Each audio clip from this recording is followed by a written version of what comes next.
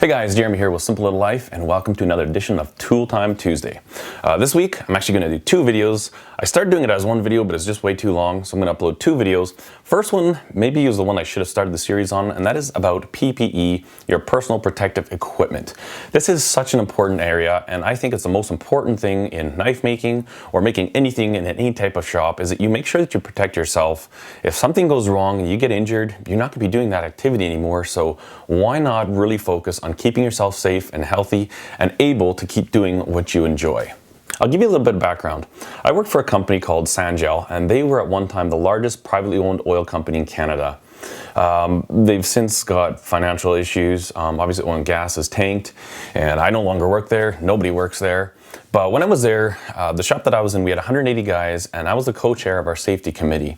And we were responsible for writing safety procedures and policies, implementing protocols, safe work practices, and also testing a lot of PPE, different gear, different gloves, different respirators. So I've got a bit of experience with all these different things. We brought in so many different items and new safety products to test out and try, see whether they were worth it or not, whether they really protected you or not. Some of them were great, some of them were a little bit floofy in my opinion, but we'd have to implement them anyways. We had a really great safety record at Sangel, one of the best in the industry, so that's kind of where I come from, and I have a bit of experience with safety gear. Now, I would like to start this to you with two ideas that I think are the most important things with safety. First idea being that PPE is always your last line of defense. Sometimes it's your only line of defense. What I mean by that is this.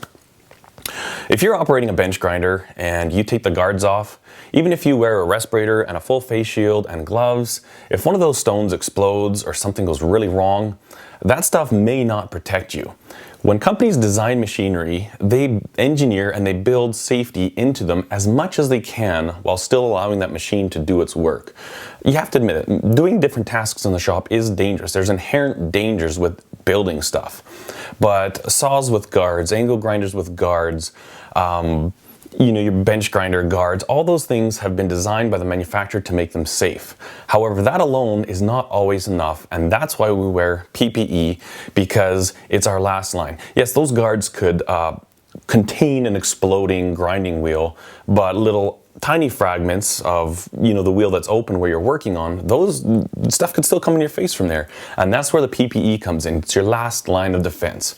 In a perfect world, if everything was safe as can be, you would never need PPE, but you'd also never get work done. So the second idea behind PPE, and this is just my personal take on it, is that things like your fingers, skin, for instance, you can cut your skin, you can get abrasions on it, and it will heal itself, generally speaking.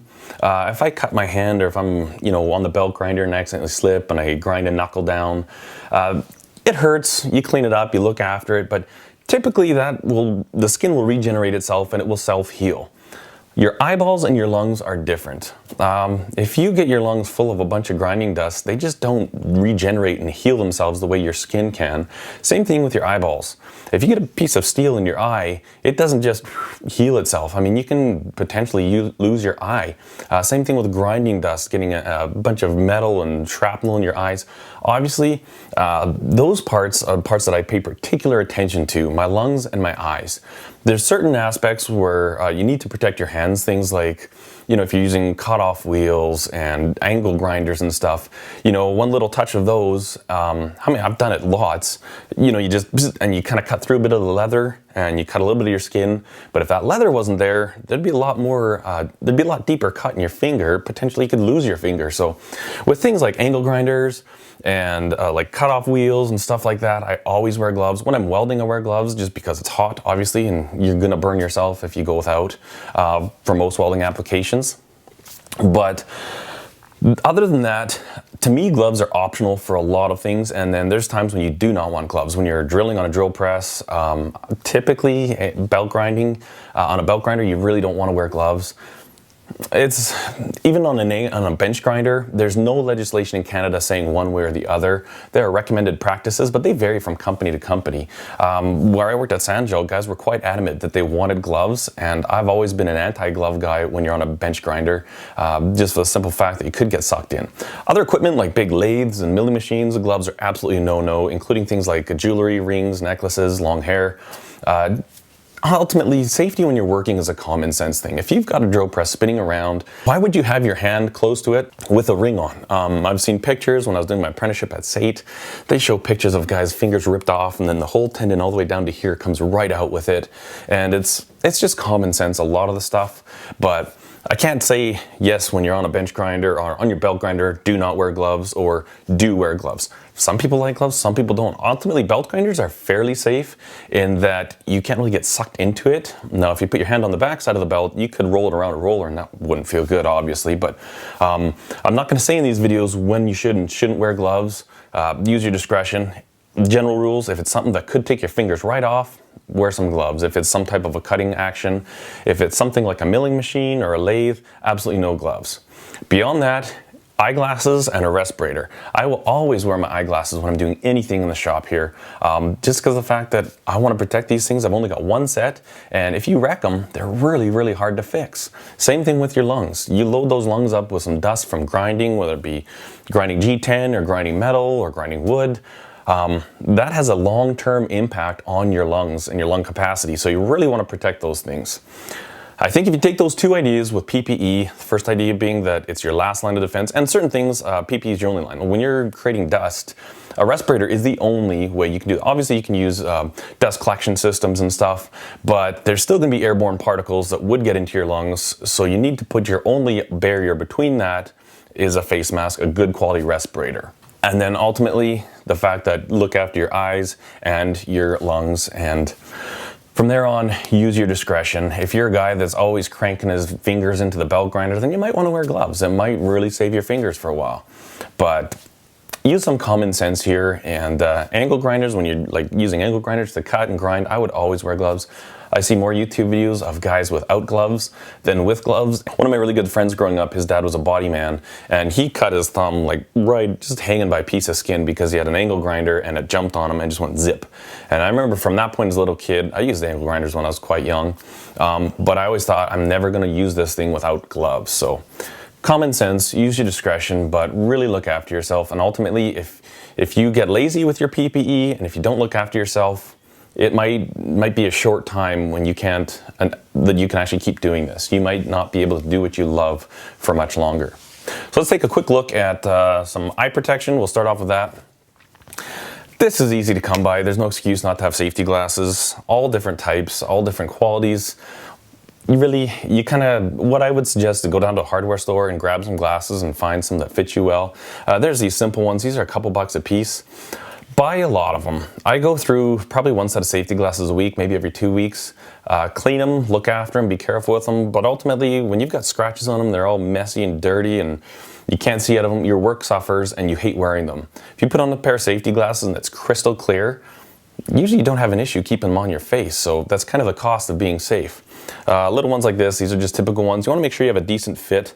A lot of people say make sure you can't get like a pinky finger in anywhere. Those work good. Other options, if you're in a higher dust environment, are ones like these. I think they call these Seismic Glasses. The guy that sold them to was saying that, but they've got like a little foam protection in here, and obviously these are filthy dirty, by the way. They've been sitting there and they're dusty. I should really clean them off. Now use a good lens cleaner for them so you don't scratch them. Kind of rinse them underwater, get the dust off, and then wipe them down.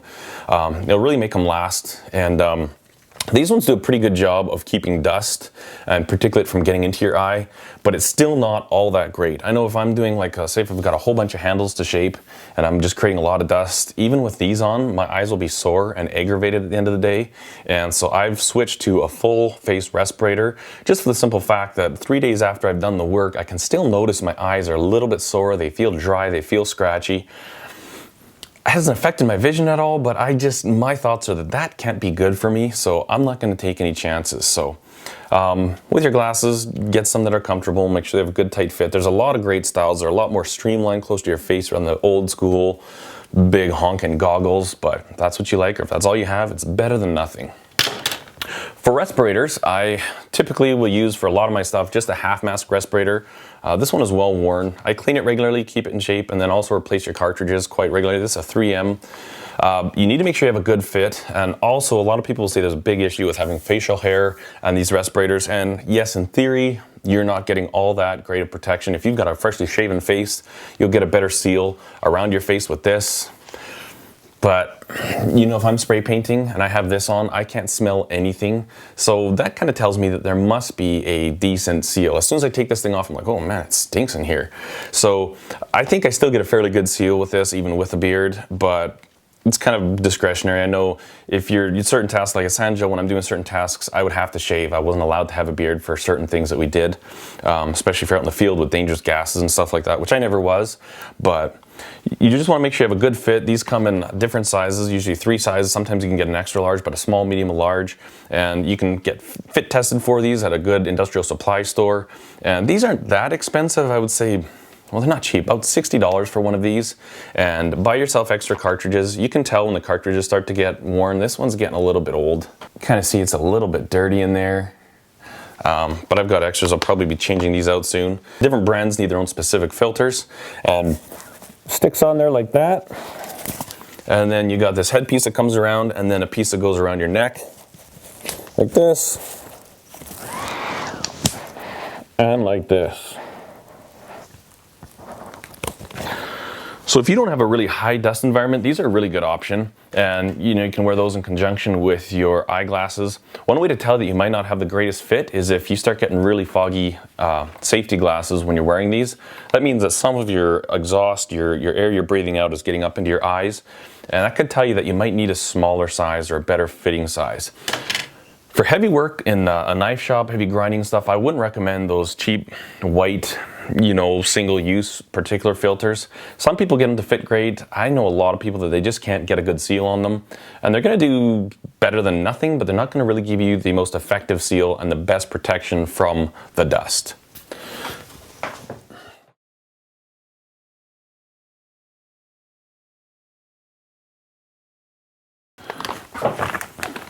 And then if you really want to kick up your dust protection game to one of the ultimate levels, you're going to want to look at something like this. This is a Fullface Respirator.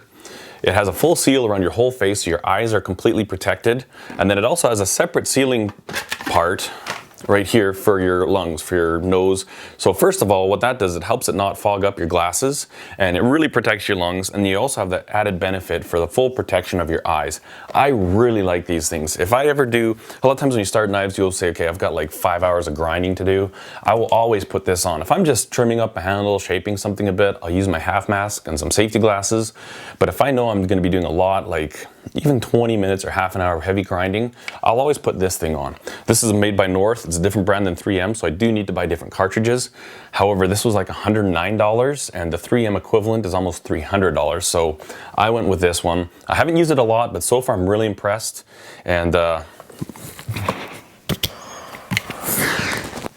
when I have this on, I've got a full seal around this rubber seal. You can also get different ones like silicone, which will last longer. If you look after these should last a couple years at least. But I've got full gasketed seal, nice tight seal around my face, so my eyes are fully protected from all the dust, as well as my lungs. Everything's coming through the filter and going out the exhaust hole here.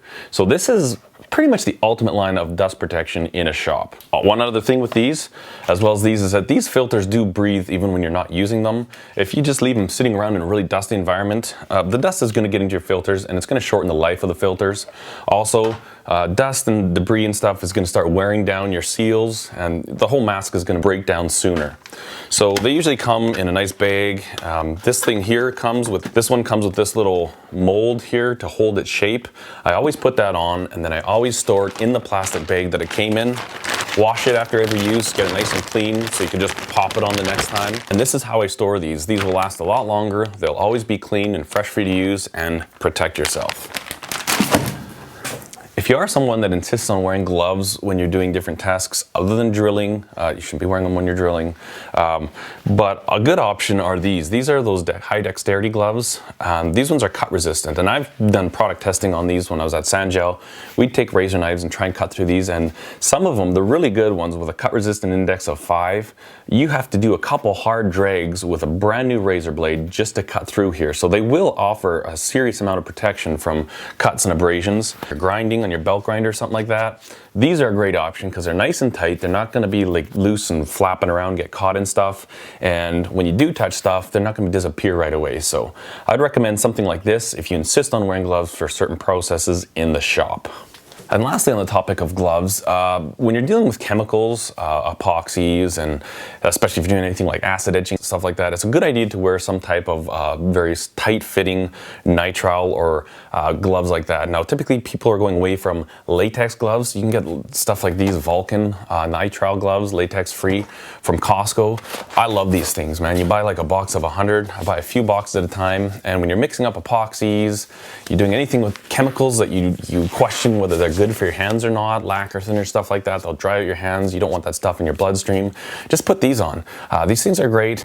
You know, they're not multi-use glove for sure, and sometimes I go through a couple of them. You actually snag them on something, they rip open, just put a new one on. But this is a really good idea. I recommend you always wear some type of protection when you're dealing with chemicals and dyes and just stuff that's not good, that you know isn't good to have in your body. Put a barrier between it and your body with gloves like this. So there's a quick look at some basic PPE. You know, some of the machinery, keep the guards on your angle grinders, put the guards on. I'm guilty of, I've got some angle grinders without guards, and I'm actually gonna put guards on them because it's not wise. But use your common sense, and things like your eyes and your lungs, don't take chances on them. Don't cheap out. Don't think that, oh, it's not that important. It's not gonna be painful when you're grinding with dust.